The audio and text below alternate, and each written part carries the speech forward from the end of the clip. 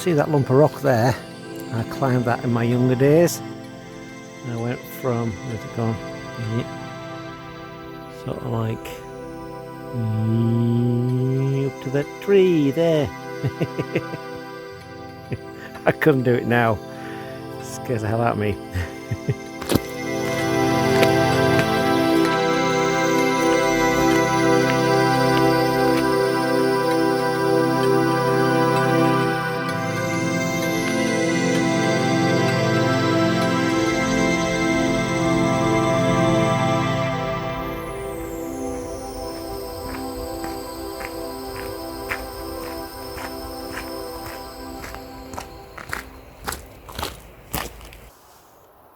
Well, I'm back in the lakes again, and I was hoping to wow you with a picture of a nice study of a bit of a split stone, which I'd taken probably about 20 years ago or longer on film, but unfortunately the nice piece of rock face that it was on has collapsed and buried it. So I'm trying to make something out of this nice top of a quarry.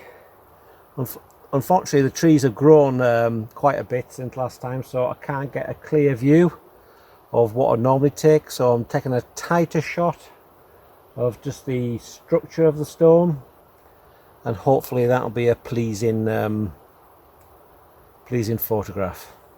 Well, I've just taken the exposure of this scene at f11, 1/4 of a stop at ISO 100. I had the live view on because it's a bit bouncy, and 2-second timer. So even though the tripod is on, well, it's meant to be a rock, but there's a lot of moss about. It's just bouncing around like something on a trampoline. So, and the good thing about this rock, because it's a neutral grey, well, slightly greeny or browny or reddy, wherever that's it, but it's in the neutral range of nearly 18% grey, then the exposure is bang on. So histogram's nicely in the centre. There's a nice bump in the centre of the histogram, and that means it's a perfect exposure. It's a perfect subject to photograph, is grey rock.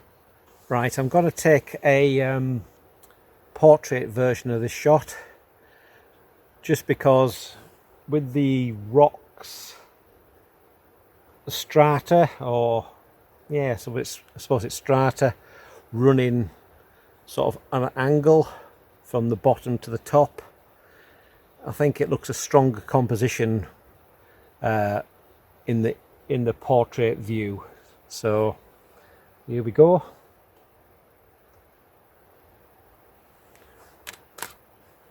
Wrong thing, forgot to turn on live view.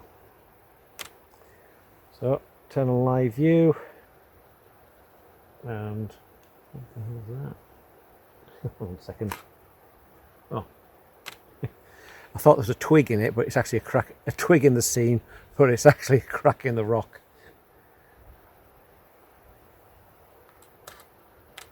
Yeah, see, the live view minimises the vibrations. Yeah, I think that looks a lot better actually. That's it. I've left a little bit of broken rock at the bottom just to give it a sort of sense of scale, or whatever that's it. Or it's something where I think it's almost like sort of waves of slate crashing up against a cliff face, if you see what I mean. Sorry for that. I was going a bit arty there. I apologise for that. Landscape photography is about tossing around. It's not always about art.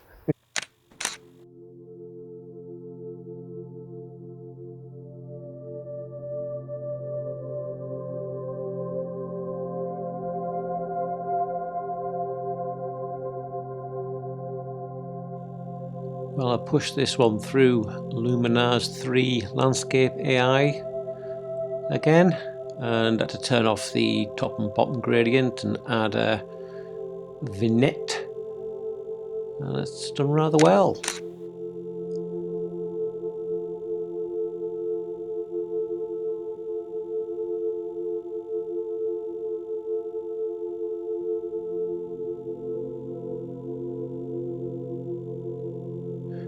And this one again was through Luminar 3's Landscape AI. Same thing.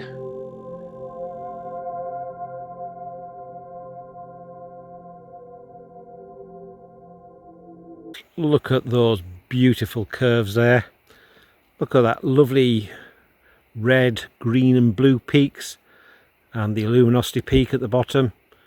What a gorgeous sight that is. Especially for a grey subject, or a mid-grey subject should I say.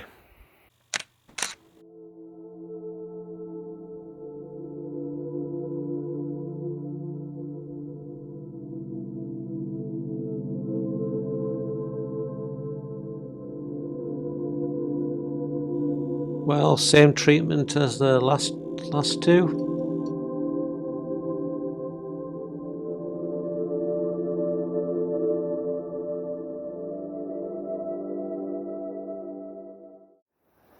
Yeah, so I'll set up by the edge of this quarry. I'm slightly back from the edge because there's a good chance of it breaking away and falling down.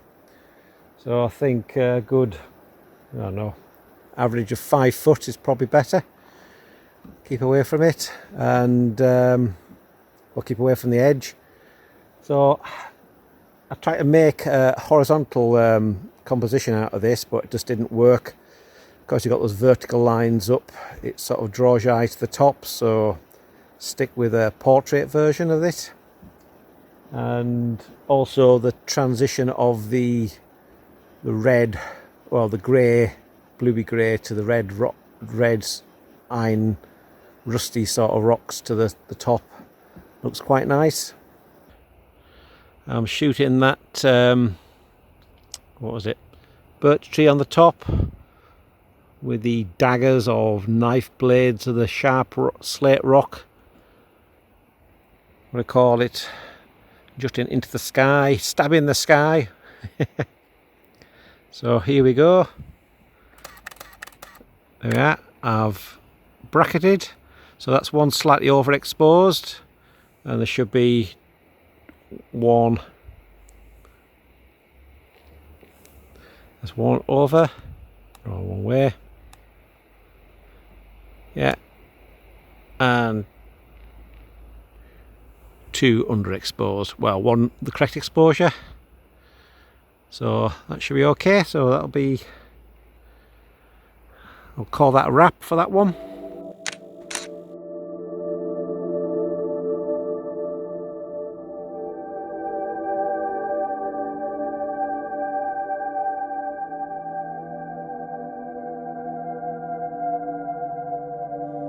Well, I pushed this one through Luminar's 3 Landscape AI. I had to fill about with the top and bottom gradient, and it seems to render it a bit warm, but thought I'd just left it in just to show you how it treats the subject.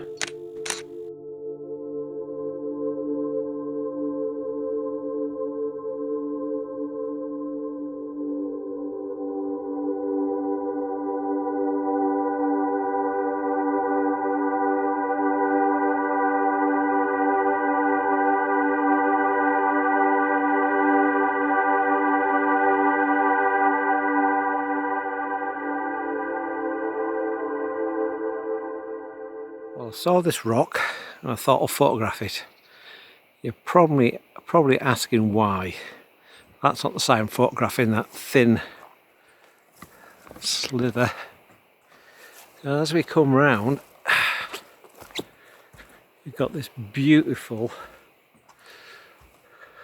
sort of pattern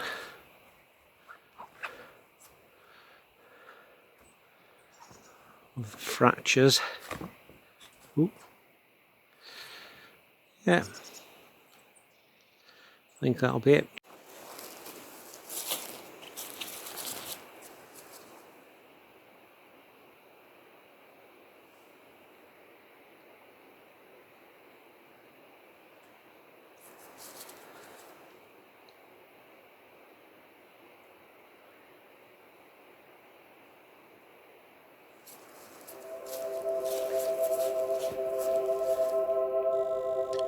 if you look at the bottom right hand side, you'll see a small piece of bracken. So it's important to do edge patrols when you're taking simple compositions. You never know what's going to creep in.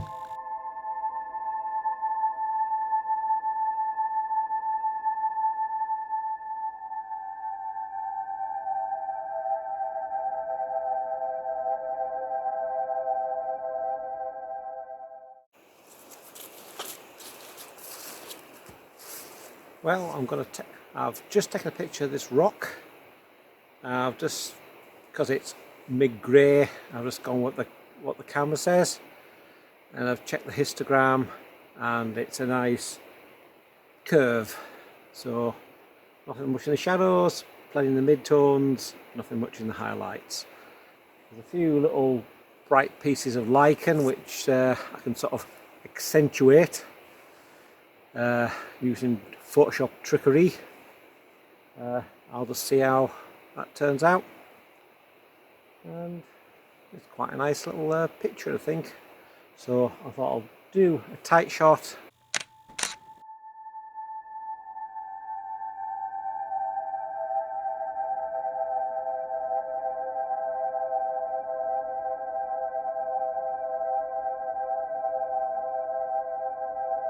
Well, Luminar's 3 landscape AI has hardly changed this from the raw file. It's just increased the contrast a bit. Yeah, I might use this tree to it has a similar sort of tonal range, complements the rock. Well, the sun's come out a little bit and ruined the shot. I never thought I'd hear me say that. But, oh, yeah, it's not too bad now. See how it's sort of light in the right side of the rock. So I'll just take an exposure now. Oh, forgot I had it on 10-second timer because the previous place I was a bit bouncy. I'll have to correct that.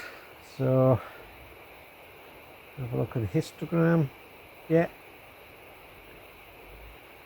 there's a little spike of deep shadow. I'll try overexposing it slightly because the deep shadow to the left there is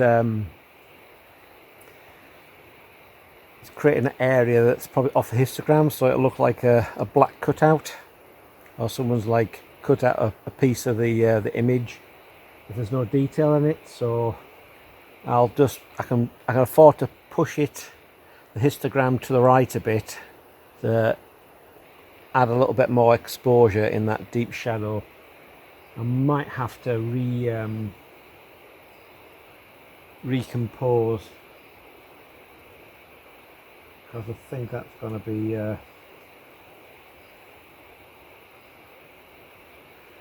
yeah, I'll have to recompose because I think that's going to be a problem. Yeah, because even on the back of the camera it looks a bit weird.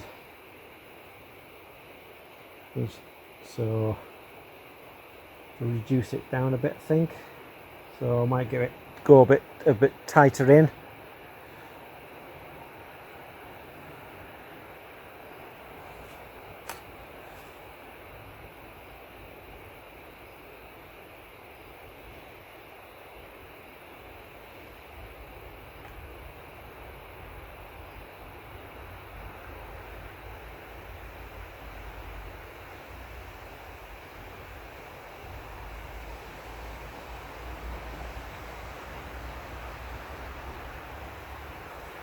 Yeah, I'll try that.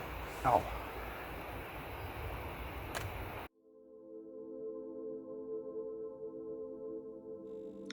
Well, this shot didn't work at all because that nice flake of stone has merged into the stone behind it, so it looks like one big lump.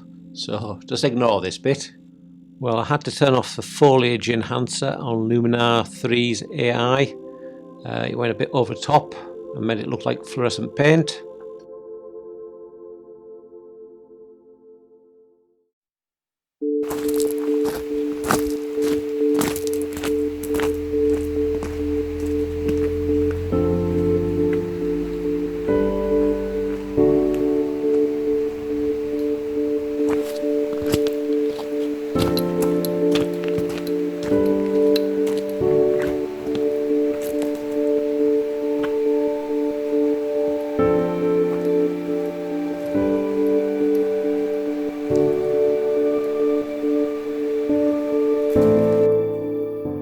look at that.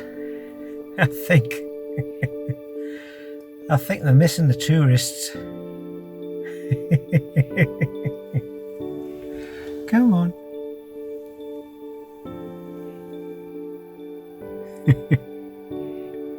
Want some food? Oh, I've got a little bit of bread I can give you, but that's about it. But it's not very good for you. Do you like banana? I'll make a little mini banana sandwich. Ungrateful little so-and-so. It shat on me mirror. Yeah, you up there on the top of the post. Well, one last shot before sunset. And can you guess where I am? I'm still in the Lake District. I'll just wait here. Won't change the composition. And as the light changes and the sky changes, I'll just take different exposures and see what comes up.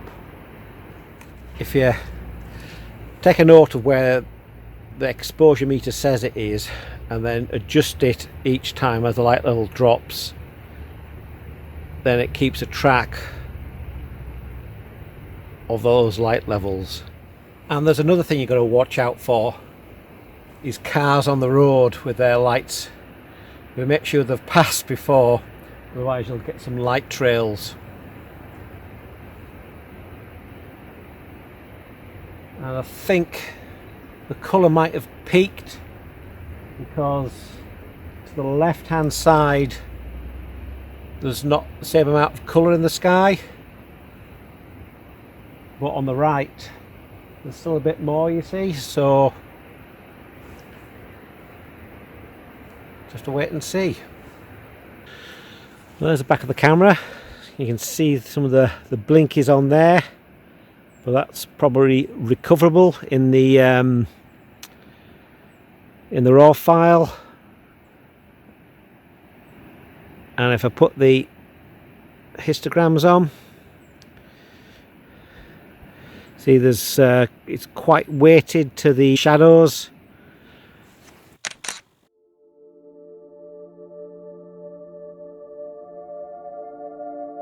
Just as a matter of interest, I thought I'd see what I could push out of this image. As you can see, Luminar 3 has done quite a good job. A little bit of playing around with the accent AI filters and sky enhancement, clarity, raw development. As usual, the chromatic aberration didn't go down too well. It took a little bit out, but no, it wasn't as good as Canon's Photo Digital Professional. But then again, it doesn't do this. So, another thumbs up. Thanks for watching this video. Please give me a thumbs up and subscribe to this channel. Also, turn on those annoying 3 in the morning notifications to keep you up to date with all new videos.